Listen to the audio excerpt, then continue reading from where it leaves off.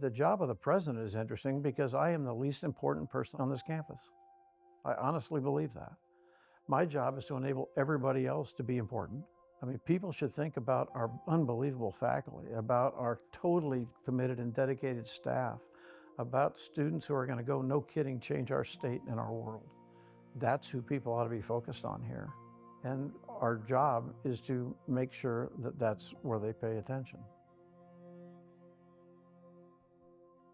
I'm Mark Welsh. I am the president of Texas A&M University.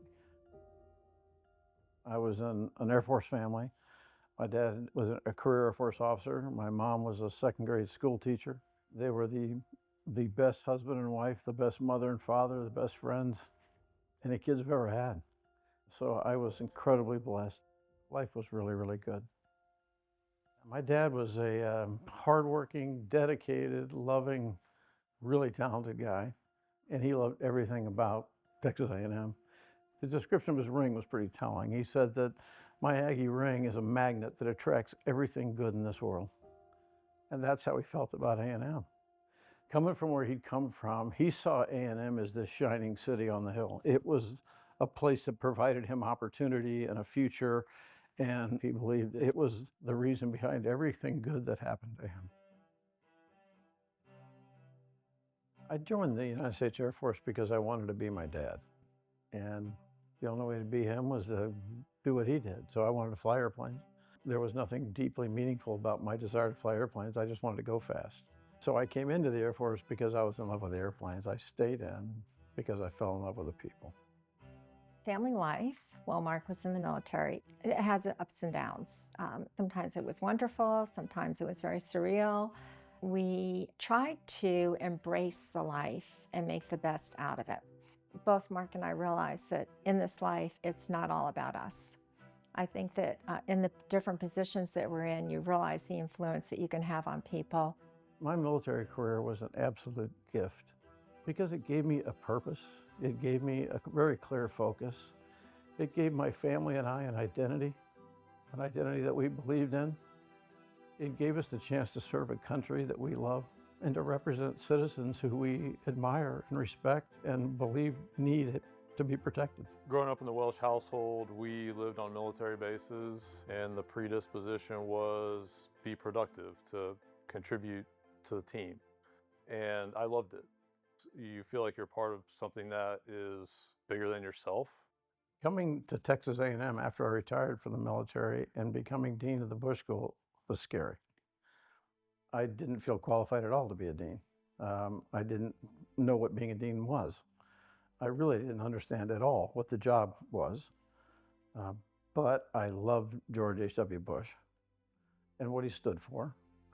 And I loved the concept of the Bush School because the whole idea is let's prepare people for public service. And I believe in public service. I believe it's important to our communities, to our state, to our nation, and our world. And if there was any way to help young men and women who had a desire to serve and reach their goals in that area, then it was worth the effort. During the course of my professional career, I've had the good luck to work with and for all my personal heroes. I've been able to watch leadership from a lot of angles, and the one thing I've noticed is that they all do it differently. They care about the job they've been given to do. They care about the mission success. They care about those people's families, their personal accomplishments, their personal success, their future. They just care. And there are so many here on our campus at Texas A&M who exhibit that same kind of caring. Go pick a coach and watch how they inspire their teams. Go take a look at our deans and watch how they try and move their colleges forward. Pick a great faculty professor and see how they inspire their class. They do it well because they care.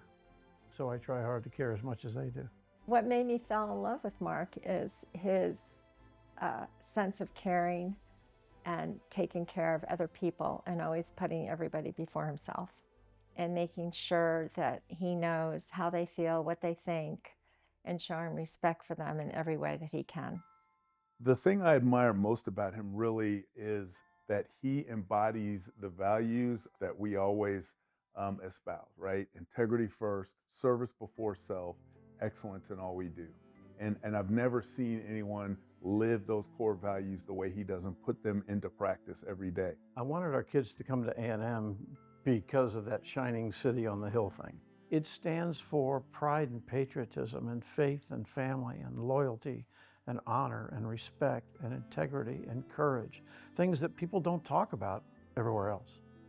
We talk about them here all the time, and we should. And I think we're finding that more and more people around this country are looking at us and saying, you know, we want to talk about that stuff. And we're saying that that's great news. Come stand with us. The core values that shape A&M are the same exact core values that we shaped our family upon. Respect, excellence, leadership, loyalty, integrity, and selfless service. Those aren't things that we just publish on a website. They're things that we practice every single day. I think Mark is well suited to lead Texas A&M because I think anybody that knows him knows that leadership and selfless service is part of the fabric of who he is.